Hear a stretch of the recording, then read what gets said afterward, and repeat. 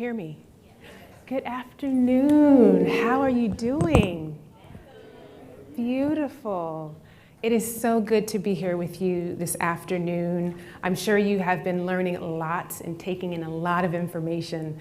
So this afternoon, I just want to slow things down a bit and hopefully help you to go deeper, to think deeper about your life, the things that are important to you, and how you're moving through this life. Does that sound okay? Okay. So the past couple years have been a massive shift for us. I think we all can agree that we've had to redefine much of our life. Safety, work, connection, right? Even career direction, right? And for me, in the height of the pandemic, I was building a new strategy for my consulting firm. And just like I had done years before, I was working night and day, long hours, but with the pressure of a full practice, not only a full practice, but working as a professor and working as a CEO, right? The weight became unsustainable, right? And when we think about the racial unrest that we all went through and the pandemic, I think most of us can attest that it was a lot for us in the past couple years. On the outside, I was succeeding in business. I, as a professor, again, within my private practice, and also as a CEO, but internally, I was struggling, unaware that the patterns that I had been using to excel for so many years were leading me to a dangerous place. I was snoozing the alarms that I was getting in the notifications my body and mind was giving me to slow down, right? I was feeling overwhelmed by my own unrealistic expectations and continuing to press toward perfectionism. Does anyone understand that? Yes. Driven by my pattern of achievement, I was not willing to stop, become aware of what I was doing, where I was, and how I was leading. You see, I, like many of us, had achieved much from hustling, right? From the work ethic that I've had and pursuing excellence in everything and the ability to shoulder the weight of leadership at all cost. We might have even inherited this lineage of the type of strength that you have to take it all on your own shoulders, right? However, in the midst of excelling, I began to lose things. My health, my stability, peace, and curiosity. I was at a crossroads and having to choose between my pattern of excelling and beginning to make a path and tapping into my true purpose for living and making it more sustainable. As a therapist, I know I am not alone. I serve as a confidant for the emotional realities of athletes, high-achieving founders and creators and executives and artists. And I hear stories of how the fatigue to keep up with the tempo that the culture has set for us is just crashing down upon us.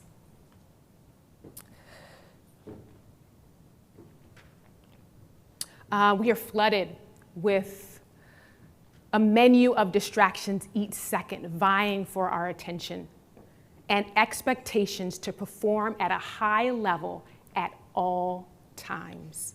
This is why I have empathy for top athletes and TV executives and business leaders that have, in the past couple years, walked away and stepped down and took time to really begin to protect their peace. Many of us are choosing wellness over wealth and others are hoping to find some measure of balance. And after almost 15 years of listening to the private lives of professionals, this is what I know for sure. We all desire a space to thrive, a steady pace to create the life that matters for us, and a purpose that changes our little corner of the world. Intention.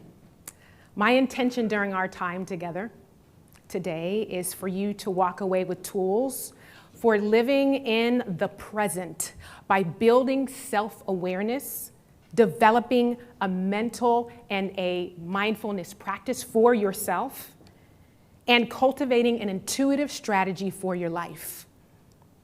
As a result, I believe that you will become a more connected, empathic, and mindful leader and inspire your organization to do the same. Does that sound okay? All right, let's get with it. Present. The people's president will go down in history as one of the coolest, dopest, powerful, and empathic leaders of our generation. Some would say he is the epitome and the essence of leadership. But I believe, Dr. Obama, President Obama, he gives us a master class on mindfulness by how he responded to stress and pressure. While there were expectations on him and demands around him, he was known for being grounded, clear, and aware.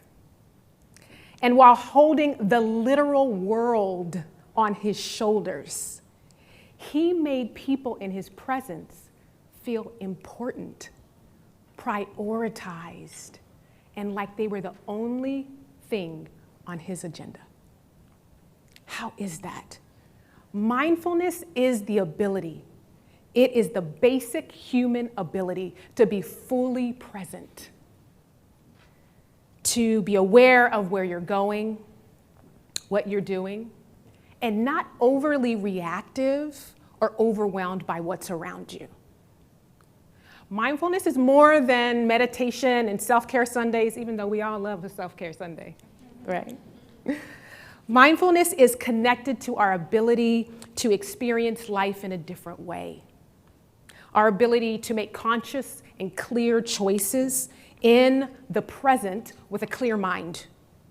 While we might be used to making decisions with distracted minds, being mindful compels us to savor the clarity that is found in the here and now. I want you to do something. I want you to close your eyes.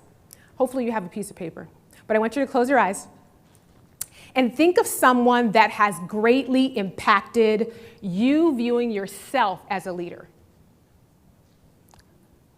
Why did they come to mind? What was it about this person's presence that made you think of them? I want you to open your eyes and write that person's name on a piece of paper. You're going to need that name. And then I want you to also write down one emotion that that person made you feel in their presence. It's not just about being aware. It's about what your awareness makes other people feel. Most likely the person that you selected had a conscious awareness to see you for who you really are. They tapped into the presence that gave you permission to unlock yours. You had their full attention and you felt changed by it. It helped you to see your own potential. Our ability to be self-aware is the first key to mindfulness. The challenge is most of us believe we already are self-aware. Almost 95% of people believe that they are self-aware, and only 10 to 15% of us truly are. That means we don't know much about what we don't know. More specifically, average executives unknowingly fall prey to allowing emotional blind spots, dysfunctional behavior, fear to be a hidden driver in their lives. This reminds me of one of my favorite quotes by a renowned psychologist, Carl Jung. And he said, "Until we make the unconscious conscious, it will direct our lives, and we will call it fate." Self-awareness is understanding our emotional triggers and biases. The reason why you might say, send an email with an unsavory message instead of call a meeting and do it in person. Or take all the tasks on yourself instead of delegating it to someone else. Because after all, remember that belief, you can't be trusting people, right? Or even believing that your partner is doing that thing that you hate on purpose, just to get on your nerves. When tackling a new challenge, we rely on history to predict how a present situation will play out. In some cases, this works. Other times, it keeps us trapped in patterns of re-experiencing. We are creatures of habit. Sorry to break the news to someone that thought they were really unique and special and rare, but we respond to conflict, fear, and crisis in very predictable ways. Slowing down enough to become aware of your tendencies is key. How do you respond to fear? Do you fight your way out when you're afraid? Or do you take flight and say, I'm gonna head out, I can't do this? Or do you freeze under the pressure of the fear? Oftentimes that's business fear. Or do you even fawn, which is immediately act to just appease the person and try to take control of the situation and avoid the conflict? Knowing how you handle fear is a $1 million awareness. Most people do not realize that success in business is actually connected to your emotional realities and how you handle pressure. But also, how do you handle conflict? What's your natural tendency? Do you sacrifice your own needs and desires for others to try to keep the peace? Or do you evade conflict altogether and postpone and dodge the issue? I know some people even, probably in this place, state their opinion, stand their ground, a firm stance, and see who wants this smoke. Remember, our perception of a situation is based in history, not objective facts in the moment, right? And so building mindfulness or building mindful awareness requires listening, attuning, and a word called equanimity, mental calmness is what that means. To illustrate this, I want to give you a quick overview of a 10-minute daily reflection exercise that you can start tomorrow to help you to become more aware. Also will help you to build your awareness, lean or learn to sense what's underneath your experience and how to respond to it. I call it tea time. I know it sounds funny, but I'll explain. Think of an emotional trigger. You got that piece of paper still? I hope you do. Think of an emotionally triggering event that happened to you within the last 2 weeks. It could be personal or business, work-related. A situation that elicited a strong emotion and a reaction for you. I want you to listen to what comes up when you reflect on 3 questions. What about the event triggered me? What specifically about the event triggered me? What emotion came up and how did I respond? What action did I take? Not what you wish you would have done or what you told your friend you would have done, but what you actually did. And lastly, I want you to reflect on what does this response inform me about my tendencies, biases, assumptions, beliefs, and emotions. This is your tea time.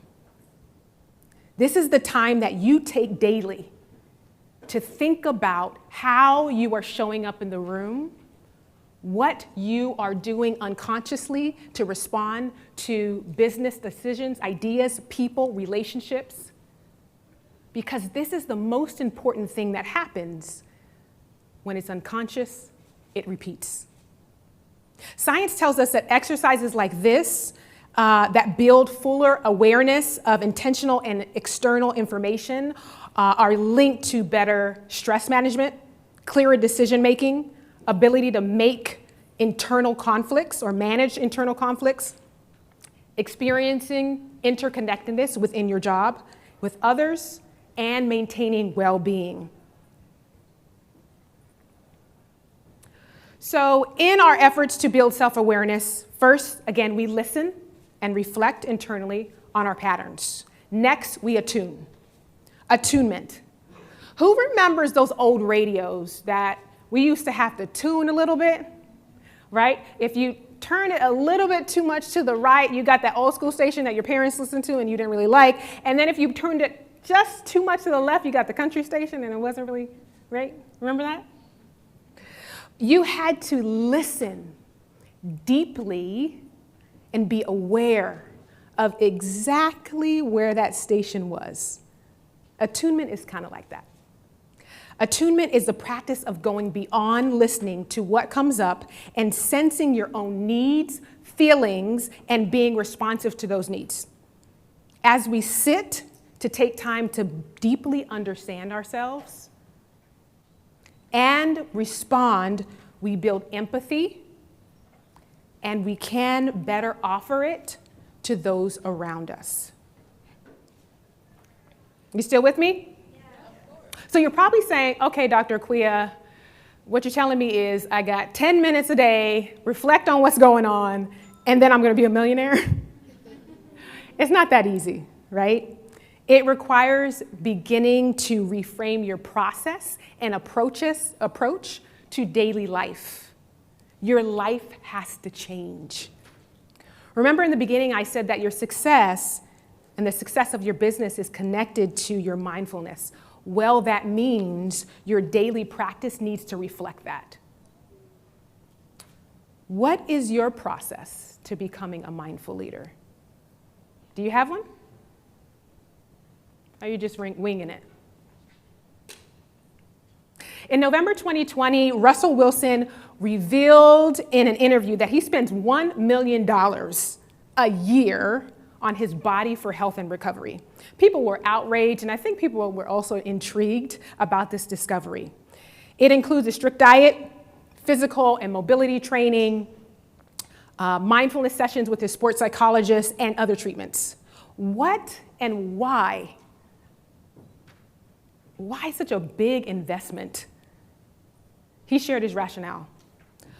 Wilson's body is his product. It's his storefront, his warehouse, his factory. He understands that he must heavily invest in the source of his business, which is his body. He has daily and a weekly process that he uses to sharpen his personal awareness to his common mistakes, tendencies, and to sharpen his ability to stay grounded in the pocket. He has a whole process for this. People redefining success center wellness practices that support sustainability. Companies that are sustainable are usually ones that are growing. Your mind is your business. It's all up here, intellectual property, the curiosity that led you to your work, your ability to form relationships, build social trust, and develop winning strategies and teams. It is your mind that requires the true investment. $1 million, that's a lot. Your mindfulness rituals need to have 3 components. They need to make space in your mind.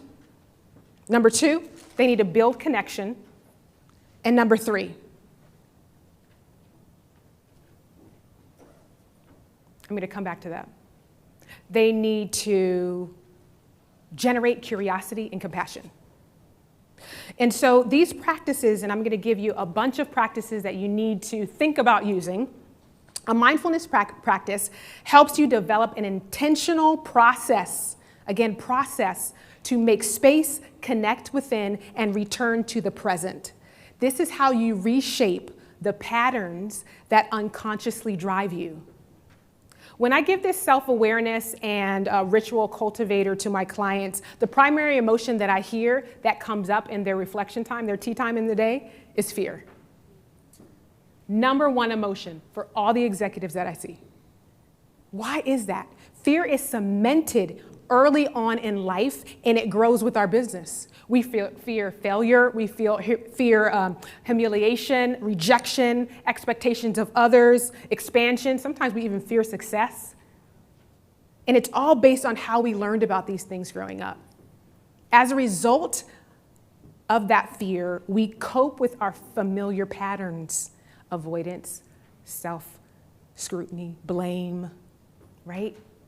Fear snuffs out creativity. They can't coexist. And so fear is something that you need to know about, how you respond to it, how you deal with it. Your practice should seek to address your common patterns, emotional biases, and dysfunctional behavior.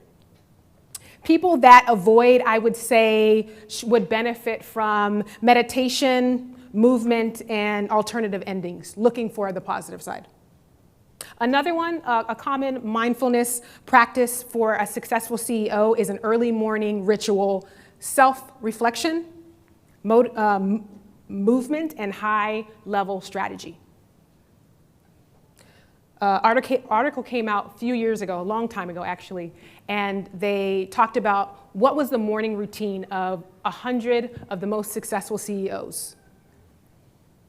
Morning ritual, self-reflection, high-level strategy, exercise.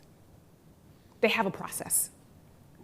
As an entrepreneur, the present focus you are practicing in mindfulness will slow your brain down to respond instead of just react.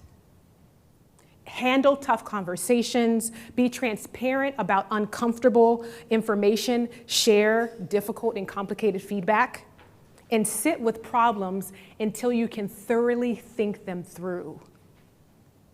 Determine what your path is. Why is this so important? When I looked at a list of some of the top 10 common mistakes that make businesses fail, 90% of them were behavioral things. It's not your structure. It's how you're living, right? So this is really, really important. Intuitive strategy. We are creatures of habit. I said that before, right? So this leads us to watching comfortable things like reruns of A Different World, or it also can lead us to unconsciously move away from conflict and perceived dangerousness that we see in it. We love to be comfortable, but something powerful happens when leaders start practicing presence. Something powerful happens. Become familiar with experiencing themselves.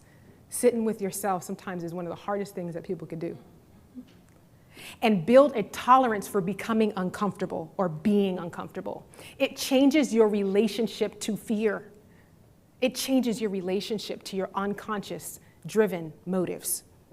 Learning how to mindfully witness discomfort and ground in innate wisdom creates crazy internal impact and massive external impact. Within the past couple years or a few years, we've seen leaders do this. And they have been taking the challenge to shift the focus to conceptualizing organizational growth. How do we see organizational growth? I imagine it took probably one person, one leader, sitting in daily self-reflection, doing their tea time, cultivating self-awareness and mindfulness practice to begin inspiring organizational awareness. Your awareness is your business awareness. You inspire that in your teams. Leading with empathy and redefining company success as wellness, not profit, sustainability and wellness. Asana, Twitter, BetterUp, Calm, Microsoft, Influence & Co. all launched mental health programs, initiatives, and policies within the past few years that provide and support holistic endeavors for their employees. Why is that? They recognize that having a strategy to care for the mind of their teams is what they needed all along. That was what they were connected to. Research shows that focus on mental health programs saves money.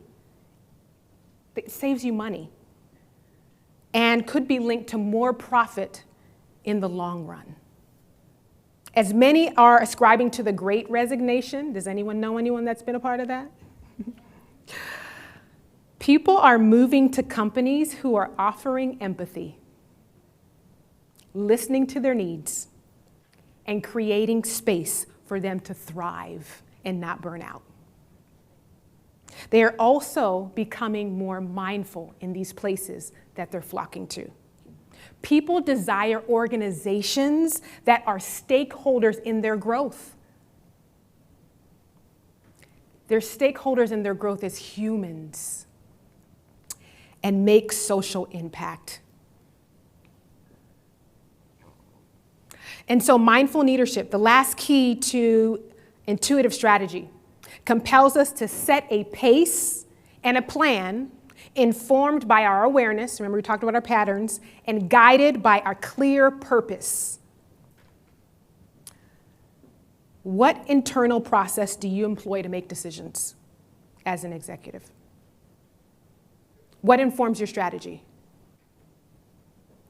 Is it what you've always done?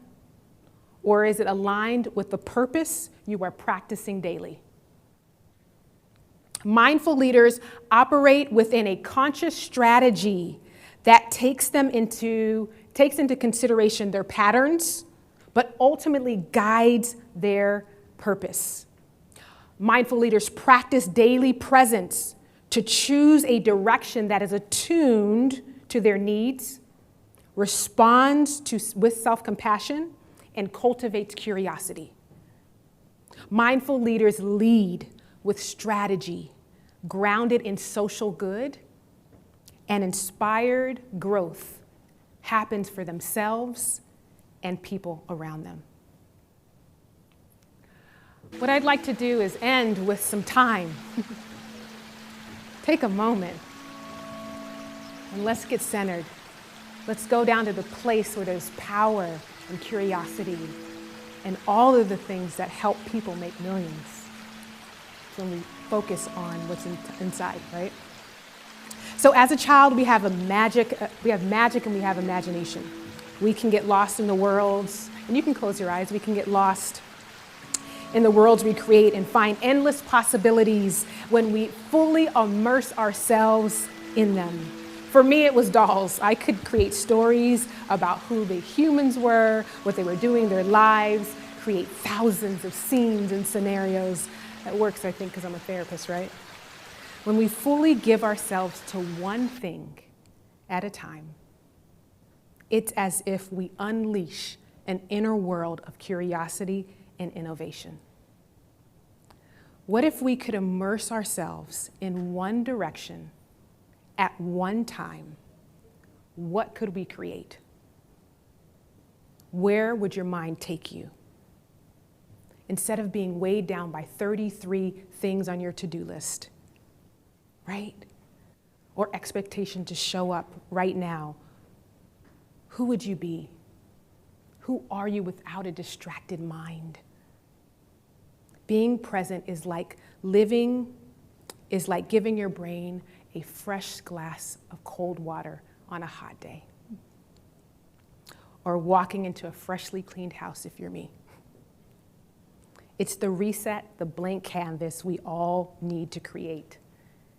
It's something you must practice. Be primed to multitask is real, so you gotta practice. Daily work to be practiced, right? And so I'm gonna give us, if I can give us 15 seconds, we don't got a lot of time. So I wanna give us some time to really just center. And so if you can close your eyes, get comfortable in your chair, start to notice your breath.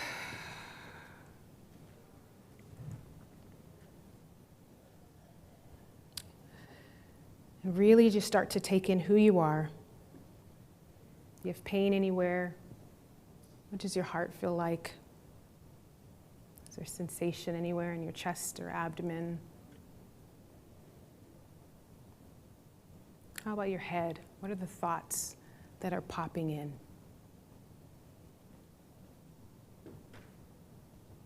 Take notice of this rested state. This is how you showed up in the room. This might be how you're showing up in every room,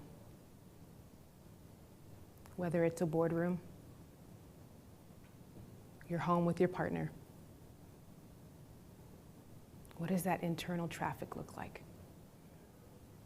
Take a few more deep breaths. And open your eyes. What did that feel like?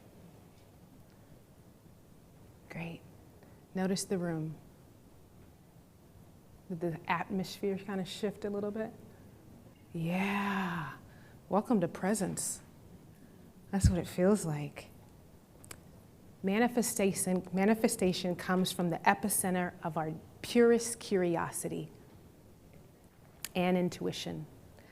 We can clearly see what we need, our desires, and our desire for ourself and our business from this space. This is the space of your deepest sense of knowing. This is where you return before the board meeting in the midst of strategic planning and where you are emotionally triggered. This is your clearest, intuitive space. Mindfulness reminds us that the present is everything. It's where we find our highest selves. Thank you.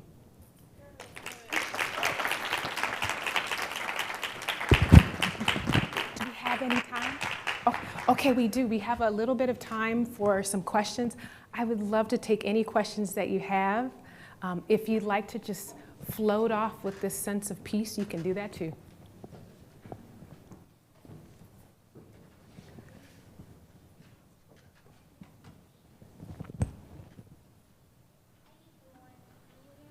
I cannot. Okay. How you doing? Yes, I can hear you now. Hey y'all. There's a lot of beautiful black ladies in the building. And if you a gentleman, I see y'all too. Hi, that was so good. It brought a tear to my eye. My name's Soraya. When did you have the awakening of mindfulness? Because I know, like, as black people, we don't just come out the womb, Ashe, you know what I'm saying, self-aware. So what was the defining moment for you?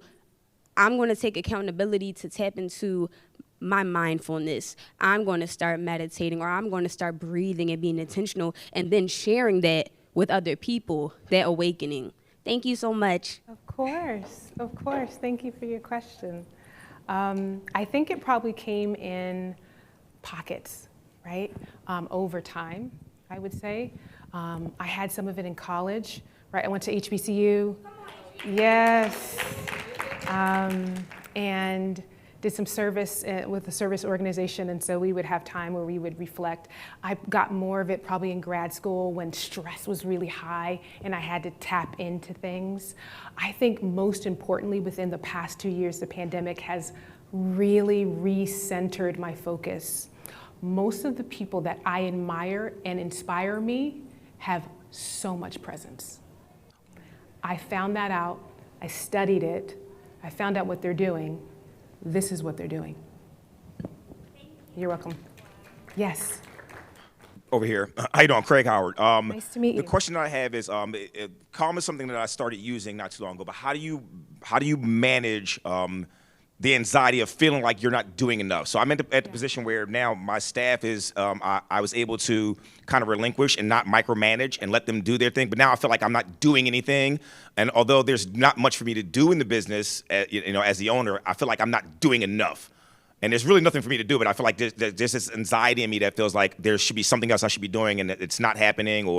And I have a therapist, and she tells me that like just embrace the moments that are now. But I still have this weird anxiety of, am I doing enough? What's next? What's next? Because I don't want it to fail, and I think the fear of failing is the problem. That's it. That's it. Thank you for your question. And that's what I was going to say. Right? There is a passion. I can hear in your voice. There's a passion and a drive. That is a beautiful thing, and it can take you too fast, too soon, right? And so just like I was talking about with Russell Wilson, you have to learn to sit in the pocket, right? What does that look like? That looks like daily reflection. That looks like really analyzing and getting in deep around, what am I afraid of? What does enough look like? And what am I trying to chase? Is it not just resting inside of me? Right? Your presence is powerful as a leader. Not just your doing, it's your being. And so how you show up in the room, even if you're not doing 10 things, is transformational if you are able to quiet yourself enough to be the presence, right? Yes, of course. Hello. I was just curious because you said you work with some high producing talent. Yeah. How much of your conversation speaks about with these people that you work with, because I heard you say Carl Jung, like dream integration, because when you perform, when you're awake at a high capacity and you find peace, how much of the conversation do you talk to these people about dreams helping them? Thank you for your question. How I'm interpreting your question is actually dreams when you sleep versus dreams as goals? Or goals? All of it, okay. I don't do dream analysis, I'll say that. So I don't do dream analysis, but I do talk about the significance of dreams, because what happens is, again, there are a lot of theories about dreams and the subconscious and things like that. However, the significance that you make of the dream when you wake up is more important than anything, right? And so let's work with that significance and get an idea of what you would like this dream to teach you, to help guide you or push you. As far as goals, it's similar. What's driving you? What informed that dream? Was it trauma or was it purpose? Because sometimes we have goals, but they are something that we inherited. I hope that helps the question. Yeah. Are there any books that you would recommend to people to learn more about meditation and mindfulness? Oh, very good question. I can't think of a book that I would recommend broadly. I usually do that specifically depending on the situation, but what I can do broadly is I would encourage you, I use the Calm app every day, right? I use that the first 10 of the day. People say first 15. What you do the first 15 minutes of the day is impactful. So I use the Calm app. It has everything on there. LeBron's on there, Kelly Rowland's on there, there's a lot of people on there, but it helps you to be able to kind of set a focus for the day. And so that's an app that you can use, as well as Headspace is pretty good too, but I would encourage you to try those two. I'm sorry, yes, and I've actually worked with them. The Shine app is fantastic as well. They have affirmations, and they have, in some way it works as a meditation, the affirmations as well. You're welcome. The Shine app, Calm app, and Headspace. Oh yeah, that's a pretty good one too. The Power of Now by Eckhart Tolle, which is a good. Hi. Yes. Thank you for being here today. Of My course. name is Chrissy Judd. I'm the CEO of Black-owned businesses, the largest e-commerce Love that. platform for Black businesses. And my question is, I have a staff of 10, so I would like to implement these strategies. Yes. So would you recommend any organizations, like other than the apps, like someone who can come in person and teach them and speak to them, or do you know of any? I do that myself. I'm sure there are a lot of places. I just came from San Francisco and taught a group of educators how to do this and how to show up in the room. I'm talking to architects in a couple weeks about how to do this. No matter what discipline, business you're in, being able to, and it's important to help your team members to find presence, mindfulness, and how to work with themselves. Yes, but I can think about that if you want to talk to me afterwards. Other than myself, I'm not sure. Any other questions? We good? Okay. It was my pleasure. I hope that you have a great rest of the conference. I'll be outside if you'd like to talk to me. Also, if you'd like to give a testimonial, I'll be outside with my videographer if you don't mind doing that. You all have a great day.